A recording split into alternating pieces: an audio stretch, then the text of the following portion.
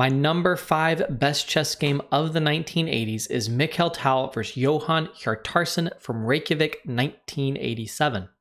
Ultimately, this game was played in the last decade, even the last half decade of Mikhail Tal's life, but we still see him playing absolutely incredible chess.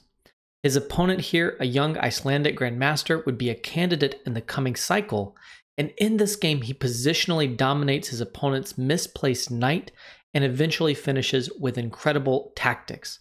The game would ultimately win the best prize in Informant magazine. It had been a while since I looked at this game in full prior to preparing for this series, so my memory was that the opening was a King's Indian defense. However, that's not true. The opening is actually a Ruy Lopez variation. In a number of lines, the Ruy Lopez can actually lead to King's Indian defense type structures. In this game, both players are going to play quite classically. Here, pawn c3 is interesting because it allows pawn to d5, the Marshall Gambit or Marshall attack. Now, this was first played by Frank Marshall against Jose Capablanca way back in the early 1900s, but in the 1990s and 2000s, great players like Lecco and Aronian had such success here that the opening was considered on the level of basically the Berlin defense, an opening that you just didn't want to play into because where were you going to get an advantage? However, this is 1987 and the players are willing to enter this line, and in fact, Hjartarson doesn't want to go down this road. He plays pawn to d6. Now, you don't want to allow bishop g4, so pawn to h3, and in a prior video here, we actually saw Smirin vs. Belyavsky, another of our top 10 games of the 1980s, go knight to b8, the Breyer variation. In this game, the knight goes to a different square, a5, the Chigorin or closed variation in the Ruy Lopez. Now this is extremely classical.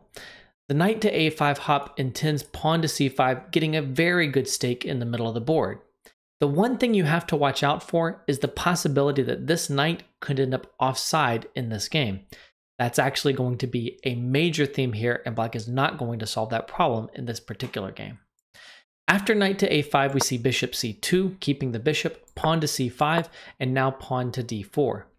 Here, queen c7, and then knight to d2, bishop to d7, knight to f1. We actually saw the Spanish knight maneuver earlier in the Smirin vs. Belyavsky game that we looked at. In that game, the knight went to g3 with extreme attacking plans, but in this game, after a trade here in rook c8 attacking this bishop, the knight hops back to the middle with knight to e3. So now we see knight back to c6, pawn to d5, and then knight to b4. It looks like the knight is really well placed and extremely aggressive on b4, but after bishop back to b1, the knight is actually in a bit of trouble. It needs to make room to fall back to the edge of the board, pawn to a5, so that after a3, the knight can go back to a6. Pause your video in this position and try to play like Mikhail Tal. How can Tal punish the knight for being stuck on the edge of the board on a6? Tal perfectly combines tactics and positional play in this situation. In this case, the tactics are serving the positional intentions. Here we see pawn to b4, an excellent move, and no other move gives white any advantage. Anything else would allow the knight off of the edge of the board to c5. Now here it looks like Tal is offering a pawn sacrifice, but actually Hjartarson cannot accept. If you capture here on b4, then after pawn takes, knight takes, bishop d2 is a strong move. The knight has no route back here, and even though you can defend it for a moment, it will ultimately be trapped and will be lost. So in the game, after pawn to b4, Hjartarson plays pawn to g6, and that just allows Tal to continue improving his pieces and trying to put pressure on the queen side. The offside nature of this knight is going to be a huge problem that is basically going to poison the position for black. So here we see bishop d2, a trade on b4, queen to b7, bishop d3, knight to c7.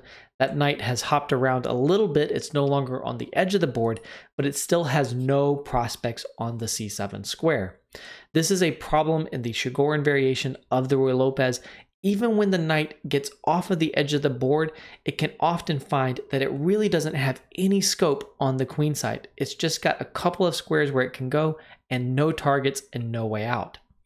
Here we see knight c2, knight to h5, bishop to e3. This threatens rook to a7, so we see rook to a8 from black, queen d2, and rook takes a1.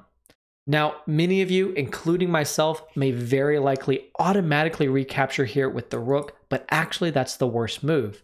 The better move is knight takes a1 as played by Tal. The knight recapture is better first because the knight has a great trajectory from here heading to a nice outpost on c6, and because there's no value in capturing back with the rook. The a file is open, so you might think that you want to put a rook on it. However, there's no inroad in the position after you put a rook on a1, and in fact, black is going to immediately challenge you, and that's just going to lead to trades. It's an important lesson that open files are only useful if you have ways to invade or targets in that position, and you have to be careful. Simply piling up on the open file when your opponent has equal access to it can just lead to trades and equality. So after knight takes a1, we see pawn to f5 here. Now we understand why this position starts to resemble a King's Indian defense. Now after pawn to f5, there are two ideas for black. One, pawn to f4 could immediately trap the bishop on e3. That can be a huge problem. And there's also the idea of trading on e4, which undermines this pawn on d5. If that pawn goes, then white will have no advantage. So bishop h6 is the right move. You're stepping away with a gain of tempo on the rook here on f8. Knight back to g7, and then knight b3 heading on to a5 and c6 as we discussed. And in this position, pawn to f4. I actually think this is a subtle mistake. The idea is to trap this bishop over here on h6 and render it kind of disconnected from the rest of the white forces. This makes sense, but Tal is able to find tactics to justify the position of the bishop, and also you've lost all pressure on the white center in this position. It made more sense to play a move like rook to a8 here and keep the tension and hope that eventually you could undermine the white center. Here, after pawn to f4, we see knight to a5 hitting the queen, queen to b6, rook c1, rook to a8, queen c2. Tal has bet on the right file, not going for the open a file, but for the excellent open c file where he does have targets and points of invasion, as we shall see, though some imagination may be required.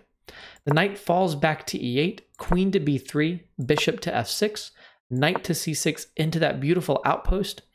Now, of course, you're never going to capture this knight and give white a huge passed pawn. So after knight c6, we see knight to h5 and queen to b2. This is a very strong move that looks like it's placing the queen on a diagonal with no prospects, but in fact, Tal is preparing some great tactics to break down this pawn chain here. After queen b2, we see bishop g7. Hjartarson has finally decided that the bishop on h6 is not a weakness, but a strength, so he will exchange it. Bishop takes g7, king takes g7, and this is a moment to pause your video and try to figure out what Mikhail Tal played.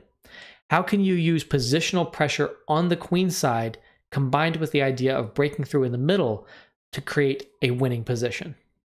Before I reveal Tal's decisive winning move here, I want to take a moment to appreciate the geometry in this position. I love the lineup on the long diagonal. Tal's queen is pointing at Hjartarson's king on g7. There's a lot of pressure here on the defensive pawn on e5. Tal's knights are centralized and attacking that pawn.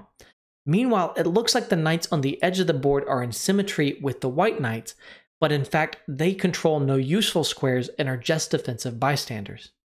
Now, you might think about sacrificing here right away to try to break through. It's not a bad idea, but it's not decisive after knight takes and then the queen captures. There are two central passed pawns here, but there's no decisive blow after the king hides on g8. Instead, Tal finds something much more subtle and decisive. That is the move rook to c5. Boom! A really wonderful move. Now, you cannot capture the rook. After pawn captures rook, the knight captures here threatens to pick off the loose bishop and win the queen thanks to the discovery here. You can save the black queen, but then after knight takes bishop and then knight takes c5, in this position, we already have enough material for the sacrificed exchange, and even if you trade queens, ultimately white is going to be winning after picking off the pawn on b5. Therefore, Hjartarson decides to try some defensive tactics. The queen goes over to a6, and Tal accepts the sacrificed pawn on b5. Now, Hjartarson has prepared knight to c7. He's got a pin here on the loose bishop on d3. What is Tal to do? Well, unfortunately for Hjartarson, as is often the case, the player with the positional advantage finds that the tactics favor them. In this position, Tal is clearly positionally superior, and he plays rook to b8, exploiting his advantages tactically. This move obviously sacrifices the bishop on d3 and discovers an attack on the queen, and most importantly for Tal, it controls the 8th rank. That is going to create some mating threats. So, in this position, Hjartarson accepts the bishop, there's nothing better to do, and then knight sacrifice on e5. We get an intermediate check, but that still presents the question after the king moves, can you accept the knight? The answer is no, mate is forced. Here, pawn takes e5, and then after queen takes e5 check, the most straightforward mate is king to f7 and then knight to g5, a very nice mate. But after queen takes e5, you can either block or move the king. These are a little trickier, but still they lead to mate. If king h6, then there is queen g5 check, king back, queen check up on e7, king up, and then queen check on f8. After knight g7, queen takes f4 leads to mate on g5. Instead, you can also consider knight to f6, but after knight f6, there is queen e7 check, king up, queen check on f8, and then when the queen captures the knight, there are mates threatened here and here. If you try pulling the king back to escape back up the board, then queen takes f4, and there's either mate here, or if you fall back, queen to f8 finishes the job. So in the game, Hjartarson decides to try mate himself. He plays rook a1, threatening mate on h1. This is as good a try as any. You might as well threaten mate. Now in this position, we see a forced mate again, knight g4 check, king f7, knight to the edge of the board, knight to h6 check.